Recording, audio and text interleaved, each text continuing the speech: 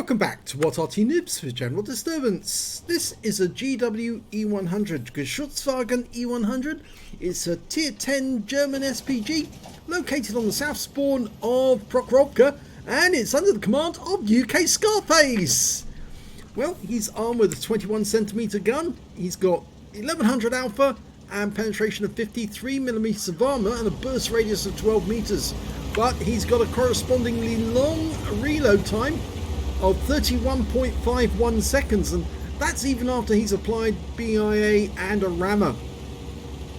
Well, this big Arty is based on the E100, and you can see they've even put the shields over the tracks to cover against blast coming from enemy Arty. It's a very big tank, a very big Arty, but then so is the E100, the Entwicklung series heavy tank. So it's got a very big weight, so you wouldn't want to ram one of these because you would actually come out worse if you did. But he's got the Christmas decoration on, the Christmas camo, and that's appropriate because Christmas is coming up very shortly. Okay, he's aiming upfield, and the first target's a standard B, low armor. He's loaded, rounds out. Landed right in front of him for 456. He was pulling back at the time. And we're getting that reticule drift problem again. It's a mods problem. Aslains hasn't fixed it. It's constantly there. Oh, tree went over to the left. Now that's probably indicating somebody is coming down the tree line. There's the E100, the tank that this Arty is based on. The hull.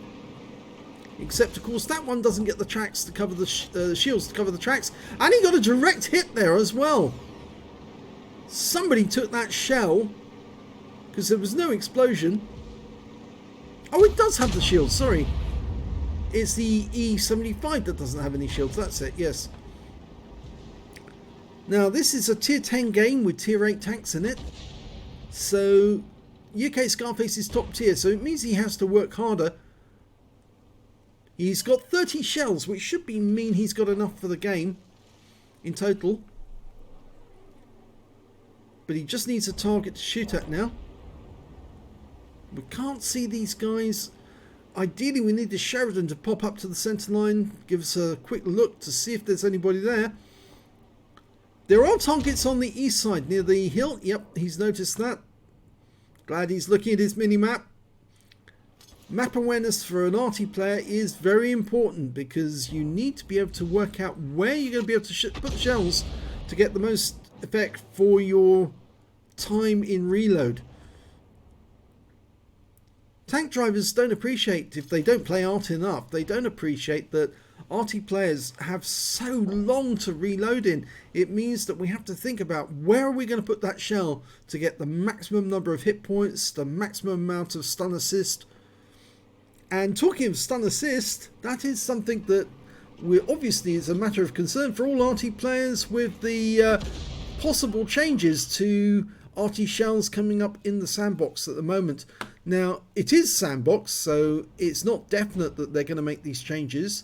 It's very likely that Wargaming will alter them and may not even put them into operation because they may be so unpopular or they may be producing very bad results. You've got to remember that if an Arty player cannot make a decent profit from the stun assist, and that's where most Arty players tend to make their credits nowadays, from stun assist, then they may not even play Arty. And if they don't play Arty, well, he hit two there, the 50 TP and the IS3. If they don't play Arty, then that could have serious problems for the game in general.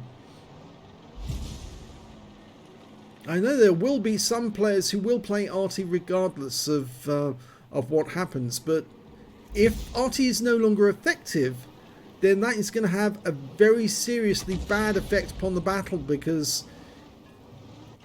it's going to mean that Arty are just no longer actually firing at the confrontation points. They'll fire at any target they see, or even targets of opportunity, just to gain extra damage. If they can't get to hit points off stun, they'll go for actual damage instead. And if they're going to introduce AP shells and heat rounds, then that's going to encourage Arty players to target a particular lone tank that happens to be sitting back at the spawn point, not doing anything at all, rather than actually hitting a tank that's at the confrontation point. A lovely hit there on the 75, 539. He picks up the rest in stun assist.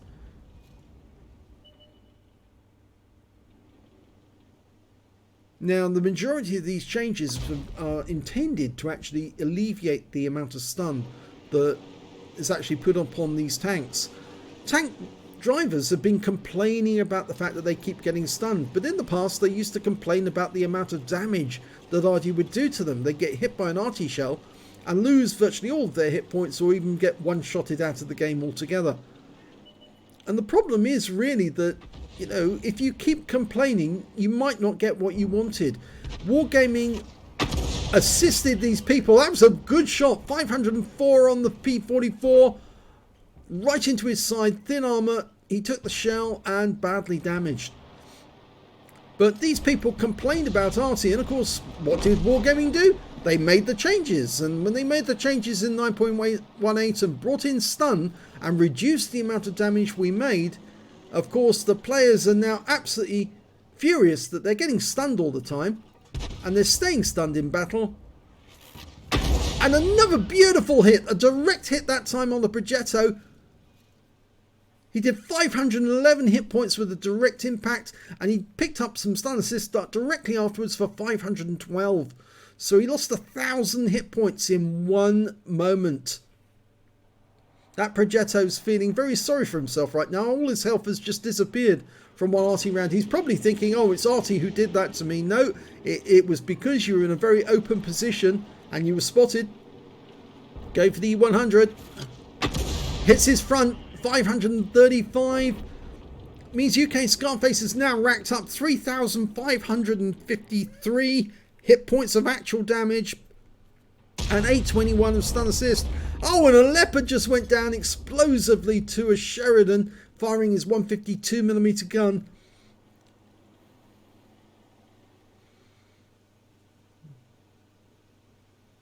Yes, so basically the tank drivers complained about Arty being able to one-shot them, and now they're complaining that they're getting stunned too often. Well, what do you want? Do you want to be stunned or do you want to be damaged? It's got to be one or the other. You can't have Arty not doing anything at all in battle. So they're now saying, oh well, we'll introduce back the damage by putting in premium shells, which actually have good penetration on the targets. But you've got to give these shells sufficient damage to make it worthwhile using them. Otherwise, nobody's going to use them. This could be a kill shot. Oh! Beaten by the 50 TP who claimed the kill. There's only 4 enemies left now. This IS-3 over on this side. The Conqueror gun carriage is about to die over on the other side of the battlefield. Our Sheridan hasn't finished loading. He's got that big 152mm round to load. So he's trying to... yes, he was stalking that CGC. Okay, we've got a Pershing tank nearby, but we're going for this IS-3 on the other side of the battlefield. Rounds out. This could be a kill shot. Oh, no, it's not. Oh, my bird's happy. He's singing in the background. And the IS-3 is down, so we picked up the stun assist there. So he's up to 1,461 stun assist and 3,827. This is looking very much like it will be an ace tanker game. And the strip goes down before we can shoot. So it's game over.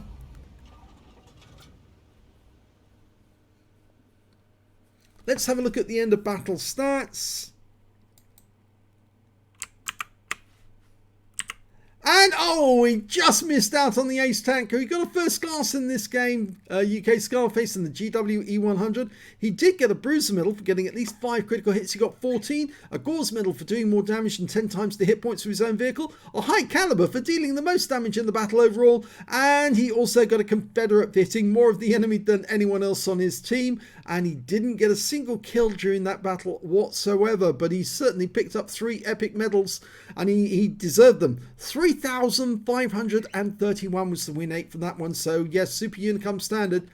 And we can see he's right at the top of the table, 4,685 hit points of actual damage during the game, picking up those 3 medals. The next highest scorer was the Leopard 1 on the enemy team, who died to the Sheridan, 3,220 hit points to him. And the next high score after that was a Waffenträger, who got a tanker sniper for 2,785 hit points, and a mouse who picked up a steel wall for 2,739. When it came to kills, though, it was actually the Sheridan. He was a bit of an assassin with that 152mm rocket launcher. He got 5 kills. 3 kills went to the Waffenträger, 3 kills to the mouse, and the best the enemy team could put forward was their Pershing, who got 2 kills. When it came to base XP, it was actually the Sheridan again. 1,139 hit points, base XP to him, 972 to the Batchat 12-ton, 893 to UKSkaface. And I suspect that the Batchat and the Sheridan both got spotting, yes. 3,889 for the Batchats, and the Sheridan, well, he picked up 4,775 base spotting assist. So that's why these guys did so much better than UKSkaface in the end. He fired 13 rounds, got 7 direct hits, no penetrations, 12 splash, damage of 4,685 hit points, all of it at more than 300 meters. He hit 7 of the enemy but didn't get any kills, and 1,461 hit points of stun assist off 12 stuns. On a premium count, he earned 71,777 credits, and after resupply of ammunition, it is expensive ammo, 44,737 credits taken away.